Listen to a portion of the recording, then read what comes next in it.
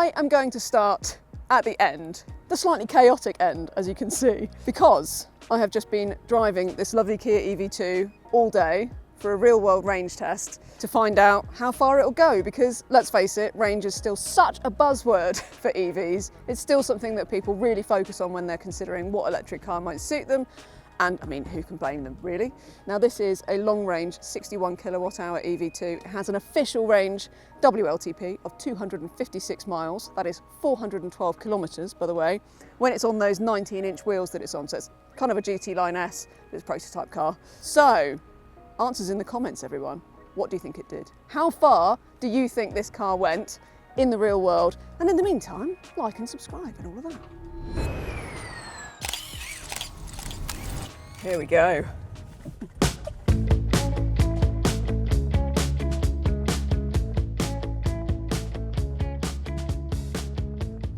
Let's give you the basics. This is, as I said, the Kia EV2. This is the long range. Gets a 61 kilowatt hour battery. On the big 19-inch wheels that we've got on this test car, it does 256 miles official, which is 412 kilometres. Now, I got into this car this morning and it was showing at 100%. Remarkably, actually, 479 kilometres of range on the readout on this car, which is just under 300 miles. That's more than the WLTP claimed, so I think whoever was driving this yesterday was driving very sedately. But this is not a review of the car, this is a range test. If you want the full review of this car, check out Ginny's full review of the Kia EV2 to find out everything you need to know. But it's a really cool little car. So Renault 5 rival, Volkswagen ID Polo, 4 metres, little but long range. And I'm very excited to find out what it's going to do. And if you are interested in the Kia EV2, why not book yourself a test drive? Simply scan the QR code on the screen and get behind the wheel. You are going to love it. But I think what I really want to say is that this is a proper real world range test. I'm not going to hypermile this. We've got the aircon on 20, that's what you have to do. They don't even use eco mode, they use the default mode that the car is in, so we're just in normal mode at the moment. You can use regen as much as you want to, so we'll certainly be making use of that. We are going to be getting out onto some much faster roads, and there is almost 1 kilometre of elevation in this route. So it is, you know, representative. I've not turned everything off, we haven't ripped the back seats out, I've not sellotaped up the panel gaps in the car. We are going to find out how far this car will go in normal circumstances. It is a bit cloudy out and we might get rain, and that really affects range as well, because you get standing water and you get resistance from the tyres, and that can really affect the range. So it's all to play for at the moment. So what am I actually doing? Well, welcome to the Prix, the world's largest independent real-world EV range test. Run twice a year by the Norwegian Automobile Federation, they test the real-world range of up to 25 vehicles from different manufacturers, both in sub-zero winter conditions and in the 15 to 18 degrees C summer conditions of our test. Why do they do it? Well, we all know that official WLTP range is calculated in laboratory conditions, so the Prix takes these cars out of the lab and drive them in the real world until the car goes into its power-restricted emergency mode. All the testing is done on public roads with the car's ancillaries in full use. Basically, the Prix gives everyday drivers the truth about EV range. The route spans more than 400 kilometres, that's just under 250 miles, departing out of Oslo before heading north with a mix of A roads, towns and fast mountain roads. Once up in the hills, the survivors continue in a point-to-point loop until the battery gives up. Being June, we've tagged along with Kia during the summer Prix, and will follow the convoy of 25 official test cars in our shadow prototype EV2, emulating the proper Prix test conditions and route, but at observational distance. Having just set off and having to stick to non-negotiable planned stops every 100 or so kilometres, I'm very glad that we've packed plenty of snacks. Good. Oh my god, that's so good. We pressed on out of the city at Norwegian highway speeds of around about 60 miles an hour before reaching our first stop. 137 kilometres down, 1 bag of smash, quick pit stop and we're off again. More snacks, obviously.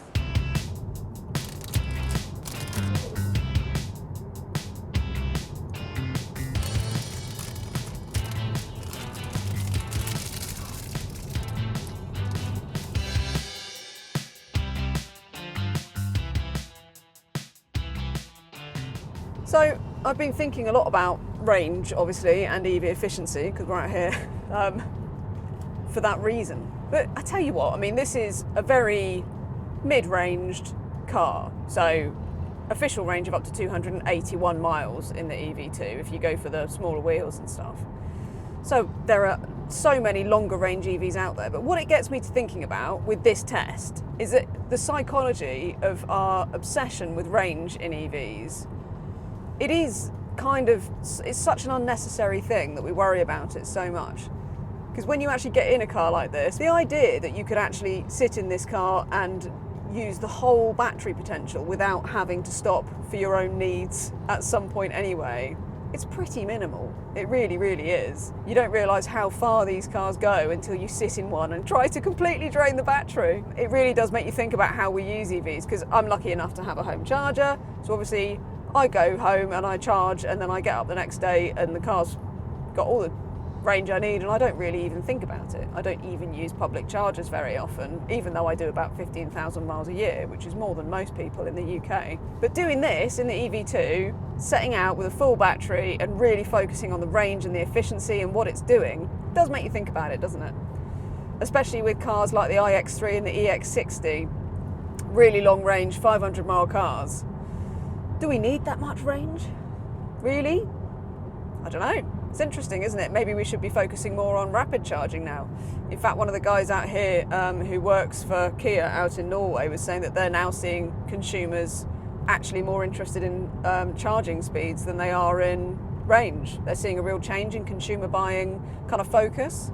And I think that's to do with education in the people buying the cars and this kind of thing. Anyway, that's a bit of a rant, isn't it? I just wanted to say that because sitting in this car, thinking about efficiency and range, and you go, why are we so obsessed with really long range in EVs? You know, the infrastructure's pretty good in the UK now.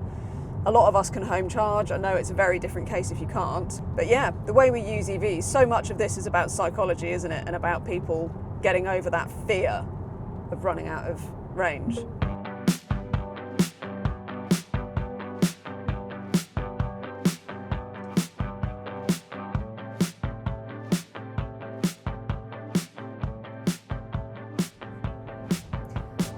So we've just got down to 50% battery. We have got 235 kilometres left on the range, which is mad when you think about it. So what's that?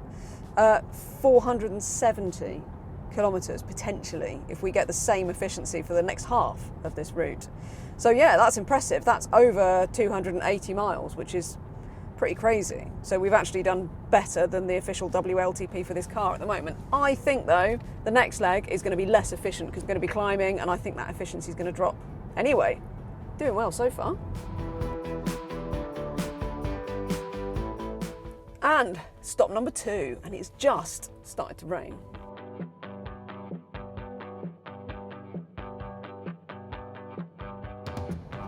Quick update then. So we've just passed 300 kilometres on the route. We've been on the road for 5.5 hours and we've got 35% battery left with an indicated 167 kilometres it's just clicked down to, showing on the range, which is what, just over 100 miles, about that. So we're getting there. I feel like we're sort of seeing the range drop now to sort of slightly more exciting territory. It's doing well though, isn't it? Another quick stop later saw us leave civilization behind. With no chargers en route from this point forward, a recovery truck was the only way we were getting back down this mountain. So, in this range test, we will not be running the car down so that the battery is completely dead, because you're actually not allowed to do that on the public road, which is where we are. We're running it down until the car goes into its limp home mode and cannot keep up to the speed limit, and that is when we have to pull over somewhere safe and stop. It's been really impressive, this car. I mean, we've covered, you know, we've been driving for nearly 7 hours now. And what I would just like to say, Norway has been incredible. So it feels like about an hour ago we were still in this little town and it was all quite civilized. And then all of a sudden, bam, you're out and it's like wilderness, proper Scandi crime scenery, just really kind of beautiful, bleak, absolutely nothing out here and so stunning. And it's just been absolutely gorgeous. So I've really, really enjoyed it. And now we're getting to the exciting bit. So yeah, see how we get on. As we climb higher and higher, with the rain starting to fall, efficiency is starting to drop and the range is falling quite quickly. We have hit 10% battery charge I'm getting really like jittery and kind of anxious about this now. We've got 56 kilometres left on the range, but I don't know because it's just started raining and we're now at, you know, getting up towards a kilometre of altitude, all of which affects efficiency. I don't know. Finally, our long-range EV2 is starting to show its first signs of struggle. We've got a tortoise. We have tortoise mode, everybody. We are in tortoise mode, 0% and tortoise mode, but we are still maintaining the speed limit. So we're up to 80 kilometres an hour. We are also going downhill, so regenning a little bit at the moment. So we know that the EV2 will carry on past its 0%. It's currently showing 22 kilometres still on the range. I don't know if it's going to do that, but it's the end game now, isn't it? Eventually, the EV2 lost power and we were forced to stop at the next available safe place. It is done. That was a hell of a range test. I'm so impressed with this little car. Should we get straight to it? The results. We have covered 275 miles. Efficiency, 4.56 miles per kilowatt hour. How about that for an average efficiency over that kind of range? It's such an impressive distance that this car has covered. I'm so impressed with it. And I want to say, before you put in the comments that we've set this all up so that we've stopped in this amazingly beautiful location, we didn't, all right? I was ready to film this in a grotty lay-by somewhere. And this is where the car has chosen to give us reduced power, so we had to put over for safety reasons. All of Norway just looks like this. It's been so beautiful and I've loved it. And it has been really representative with the aircon. We've had all the comforts on in the car. It's been absolutely brilliant. And if you're wondering what the proper Prix test cars did, well, the headline act was the BMW iX3, which went furthest and managed 485 miles, beating its claimed range by 1.5%. But the guys at the Norwegian Automobile Federation, and yes, that is commonly known as NAF, are more interested in how the cars managed relative to the claimed figure, and the XPeng X9 was the winner on that front, beating its official figure by over 11%, with a real-world range of 401 miles. That was closely followed by none other than the standard range Kia EV2, which took part in the official test and gets a smaller 42.2 kilowatt-hour battery than our long-range test car. That beat its 191-mile WLTP figure by 5.5%. with an Prix range of 202 miles.